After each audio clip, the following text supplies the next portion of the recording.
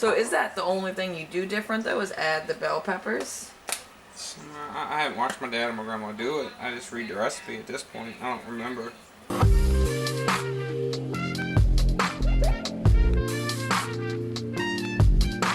Hey, what's going on? Today I wanted to share with you my husband's grandmother's chili recipe.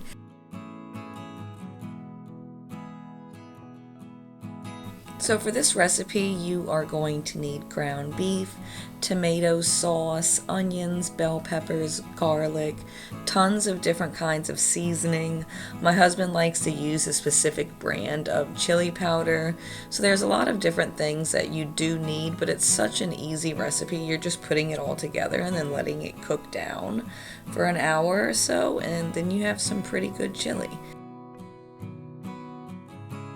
So my husband is just going to cut up all the veggies and put it in a processor so that they cook down a lot easier and they're not as noticeable.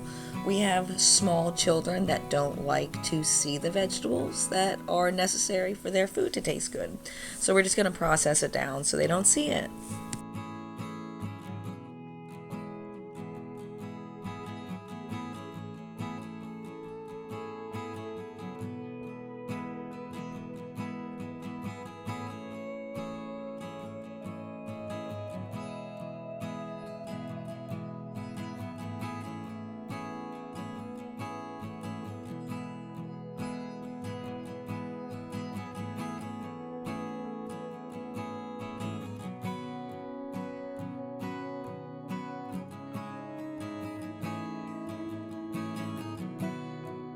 So we are going to start browning the ground beef while we are finishing preparing the vegetables.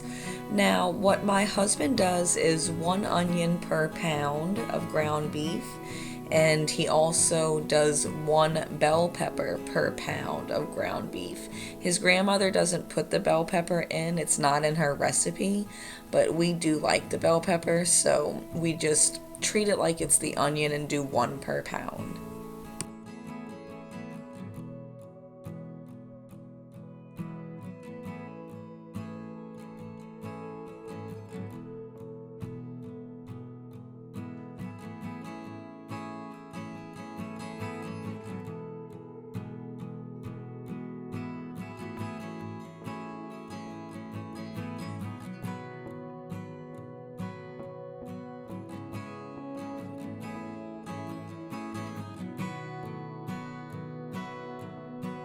Once the ground beef is mostly cooked, we're going to add in the veggies, and then we're going to let that cook down for just a little bit before adding our seasonings. Did you hear how I said the word seasonings?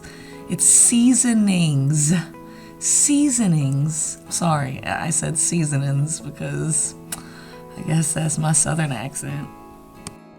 I'm actually really preoccupied with how I said seasonings right now. Seasonings. Oh my goodness. I'm gonna make an effort to pronounce that word much better in the future, okay? Seasonings. Side note, I now know why when I'm trying to use the microphone feature on any service, the Google or my phone or anything, I now know why it doesn't understand what I am trying to say. Anywho, let's get back to the recipe. So now is the time where we are adding the seasoning. My husband likes this particular brand of chili powder. I don't think it really matters, but he swears by this brand. I'm sure any kind will do. That's just the one that he likes. And it's chili powder. You have pepper. It doesn't really matter. We just particularly like white pepper. It's a little bit of a finer granule, I guess it would be called. And it just, I don't know, it just seems to work better. Then you have onion powder and garlic powder. That was garlic. I don't know why I called it onion. There is chili. Oh my gosh, I don't know what anything's called. This is cayenne pepper. And that is paprika. I'm just kind of commentating as my child is making loud noises back there. So if you hear her, I'm sorry. Okay, so this just in, he didn't put onion powder in here, I guess because we have, like, I don't know how many whole onions in there. But, yeah, there is no onion powder in this. That's, alarming.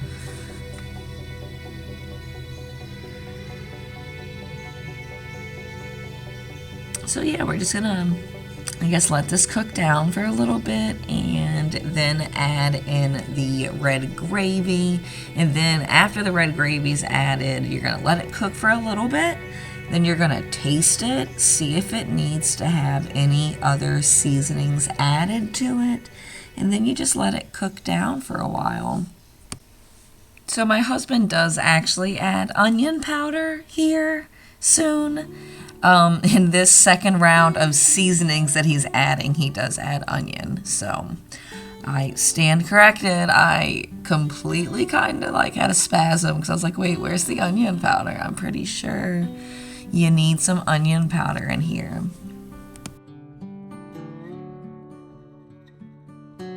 So the last thing that needs to be added is the vinegar. This just adds a little bit of a pop to the bite of the chili. I don't know if that's describing it correctly, but it just kind of adds a little zing. It's kind of like when you add lemon juice or like lemon zest to something, it just kind of helps. Yeah, that's what the vinegar does to chili.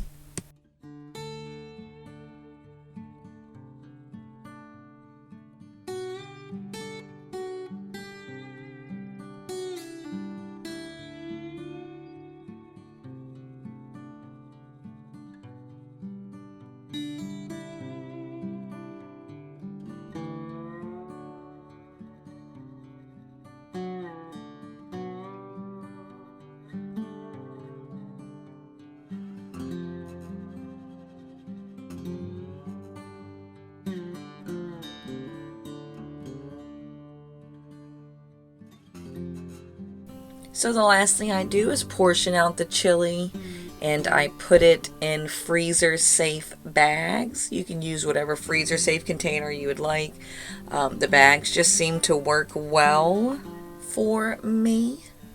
I'm trying to rationalize using bags in the freezer. Whatever. So there's a small portion out for us to eat now. Dishes are done. And I'd say that was a good night of cooking.